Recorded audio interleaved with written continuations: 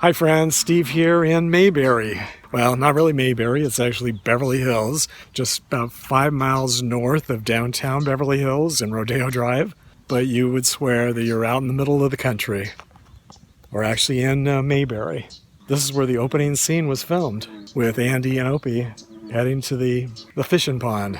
Isn't this cool? When I was a kid watching the Andy Griffith Show, I had no idea that this fishing hole here in Mayberry was about 45 minutes from my house. I could have come up here back when I was watching the show, and I had no idea until just recently. Did any of you know that it was here? This lake or pond is actually called Franklin Canyon Reservoir, and it's located at 2600 North Franklin Canyon Drive in Beverly Hills, California. And apparently dozens of movies and TV shows have been filmed here over the years besides the Andy Griffith Show. Combat, Lassie, and Bonanza were just a few of the other TV shows filmed here. But today I'm focusing just on the cast of the Andy Griffith Show. And I want to thank subscribers Zachary Lazard, Foldy Lops, I Love Slapstick, and Dr. Leon Roberts for suggesting that I go in search of the cast members from the show who are laid to rest here in the Southern California area. But before I hit the road to visit the first gravesite, I want to quickly show you a little bit more of this location. Okay, so the sign says that masks are required even walking on the trails here, so I've got my mask on. I'm going to walk around the lake, or reservoir here, and I was asking the security guard that was here in the parking lot about, I thought there were 2 reservoirs here. He said he didn't know. He was actually here for filming. They're setting up for a filming of a movie, either a movie or a TV show called Snowbirds. And that's going to be filming here, I guess, later today. So I knew a lot of productions were filmed up here. I'm really surprised that they can get their production trucks and things up here. The roads are so narrow. This is the entrance gate to the park, and the roads getting here are even more narrow than the roads here within the park. You drive through a residential area to get here, and I didn't see a single sign along the way mentioning this park, so I think it's a pretty well-kept secret. But it does seem to be a pretty popular and well-known location with the locals. I've seen lots of walkers and runners and cyclists. I filmed much of my drive to get here to the park this morning, and I think I'll share that footage on my Patreon page for those of you who just want to see the drive here. I just checked Google Maps on my phone, and actor Don Knotts, who played Sheriff Barney Fife, is laid to rest just 7.8 miles from here. He's just down the hill from Franklin Canyon Park at Westwood Memorial Park. So I'm going to start at his gravesite today. As you know, if you subscribe to my channel, I've been here many times before, and I've also visited Don Knotts' grave before, so I'll keep it brief today. His gravesite is one of the easiest to find here in this small cemetery. He's just inside the front gates to the left. In case you haven't already seen my previous visits to the cemetery, I'll pan around so you can get an idea of what it looks like. And there's the front gate where I just entered. Don Knotts won 5 Emmy Awards for his role as Sheriff Barney Fife, and he's considered by TV Guide to be one of the 50 greatest TV stars of all time. He died here in Los Angeles at the age of 81 from complications of pneumonia related to lung cancer on February 24th, 2006. He also has one of the best headstones I've ever seen, which proudly depicts his amazing career and life. Another popular actor in the show was Howard McNear. He played Floyd the barber, and he's buried right across the street and a few blocks west at the Los Angeles National Cemetery. He was a World War II veteran, and his ashes are interred here in this beautiful and historic columbarium. The noise you hear in the background is the famous 405 freeway, which runs adjacent to the cemetery. McNear also has a pretty easy final resting place to find and visit. Once you enter here through the front door, you take the hallway to the left, and then his niche is located right here in the first alcove on the right. It's on the very top row of this back wall. McNear died in San Fernando, California at the age of 63 of complications from pneumonia following a stroke on January 3rd, 1969. I see a lot of these metallic plaques and columbariums in cemeteries all over the country, and with time and age, most of them become illegible, so I'm glad to see that McNear's plaque is still very readable. I'm guessing that he probably has fans or family who come in and clean it periodically. Before I head on to the next cemetery, I'll pan around so you can see a little bit more of this really nice and pretty unique columbarium. They rarely spend the time or money to build them like this anymore. And look at this beautiful wooden ceiling and all of the Spanish-style wrought ironwork. It's really pretty impressive, isn't it? From here, I'm going to head west, almost to the beach.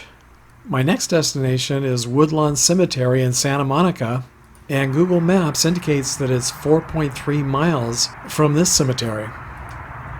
Actor Harold, or Hal Smith, who played Otis Campbell, the lovable town drunk, is laid to rest here. And like the other two actors, his final resting place is also very easy to find. This is also a small cemetery, and his crypt is located on the ground floor of the mausoleum. And you can find it by entering through the glass door, and then just walk straight to the end of the hallway, and you'll see his crypt on the left-hand side. Hal died from a heart attack at the age of 77 right here in Santa Monica on January 28, 1994. Some of you might also recognize this mausoleum from my visits to the crypts of Granny from the Beverly Hillbillies and to Harvey Korman from the Carol Burnett Show. Just search my channel if you'd like to watch those visits as well. And the same goes for Leave It to Beaver actress Barbara Billingsley, whose final resting place is just outside of this mausoleum. 9 miles southeast of Woodlawn Cemetery is Hillside Cemetery in Culver City. And this is where we'll find the final resting place of Howard Morris, who played Ernest T. Bass on the show. His outdoor mausoleum crypt is also pretty easy to find. You enter through the front gates, make the first right, go almost all the way down to the end. It'll be on the right-hand side wall. Ernest T. Bass was just one of his many memorable characters in movies and TV shows. He's here in the Laurel Gardens section in Wall E, and you can see it's the fourth row up. It's pretty easy to find. It's just across the way from the main mausoleum there. I don't know if you can see it. It might be a little bit washed out since the sun is just coming up and shining brightly on it. Morris died in Los Angeles from congestive heart failure at the age of 85 on May 21st, 2005. And over the years, he did play a number of other characters on the show, but he's probably best remembered by most as Ernest T. Bass. And obviously, it was his favorite character since he's given the character name top billing over his own name. I wanted to pan so you can see the location of his final resting place, but I'll also zoom in so you can see his epitaph, which reads, it's me, Ernest T. Now that's what I call a fun epitaph. 23 miles to the north is Valhalla Cemetery in North Hollywood. And this is where actress Aneta Corsaut is buried. She played Helen Crump on the show. Corsaut is laid to rest in the Graceland section, which is just to the right of the large main fountain, almost all the way to the north end of the cemetery. I entered the cemetery, drove right back here using the GPS, and it led me right to her gravesite. Wasn't sure exactly where in this section she was laid to rest, but I thought I would park here in the shade and got out of my car, and her grave is right here, right there, just right next to my car. This rarely happens, so I've been extremely lucky in my search for the cast members of the show. It usually takes me hours to find a single grave, even when they do have GPSs. Corsaut died from cancer at the age of 62 in Studio City on November 6, 1995. And her epitaph reads, actor and trooper. And I'll pan around here so you can get a better idea of what her location looks like. The commercial buildings you see here along this north side of the cemetery are right across the street from the Burbank Airport.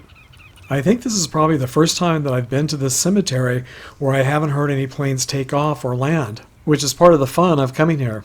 One of the things that makes grave sites so hard to find in this cemetery is that the sections are so large, as you can see. And there's the fountain that I mentioned earlier to give you a little bit of a landmark. My next stop is 127 miles and 2.5 hours away from here. It's Desert Memorial Park in Cathedral City, which is right next door to Palm Springs, where I live. And I've shared with you in the past that this is the cemetery where I've already purchased my final resting place.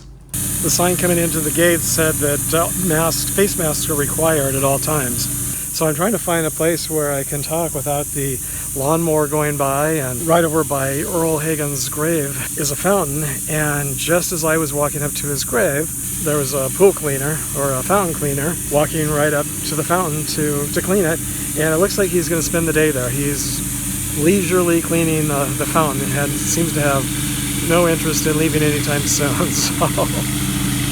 And in case you're wondering what that loud noise is, it's this guy.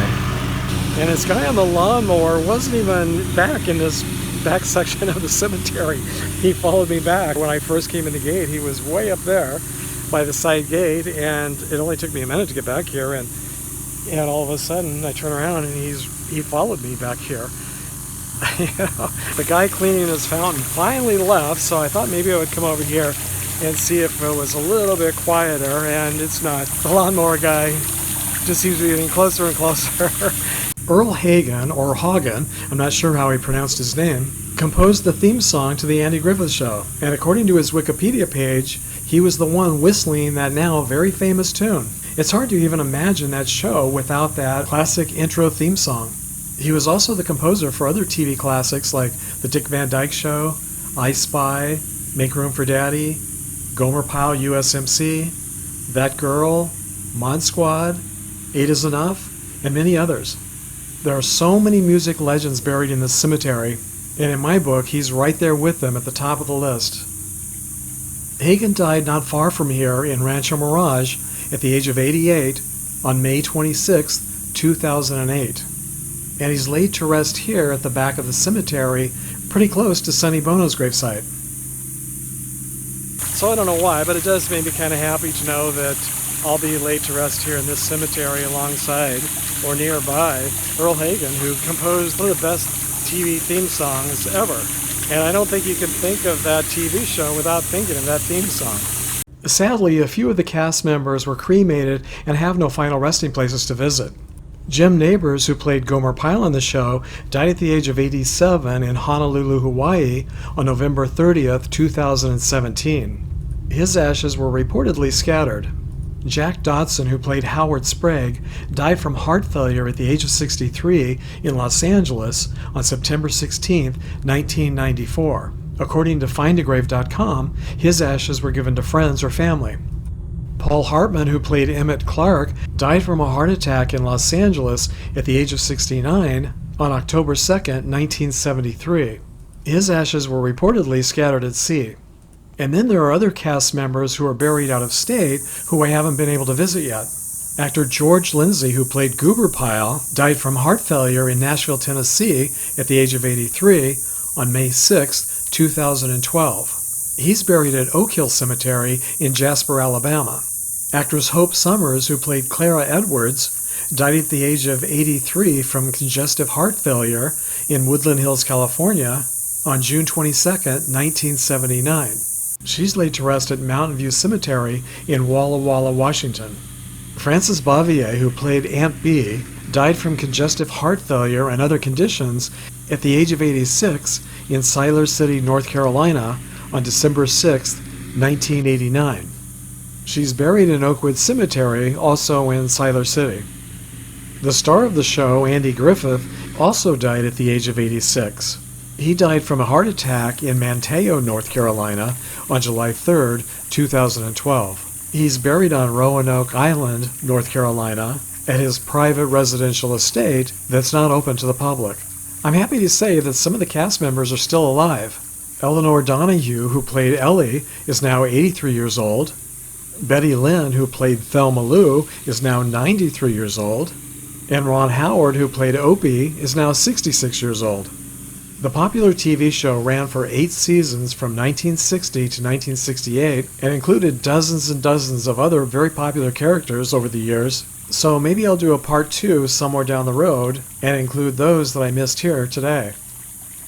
And this week I'd like to give a shout out and a very big thank you to my latest Patreon supporters: Gilbert Clark, James Dudley, Little Sonia, and Uncle Storbeck. Thanks so much for your support, and I hope you're all fans of the Andy Griffith Show. So who was your favorite character on the show? Please share with us in the comments section down below. It'd be fun to know. So until our next trip down memory lane together, happy travels, everyone. And I hope you can hear me behind this face mask.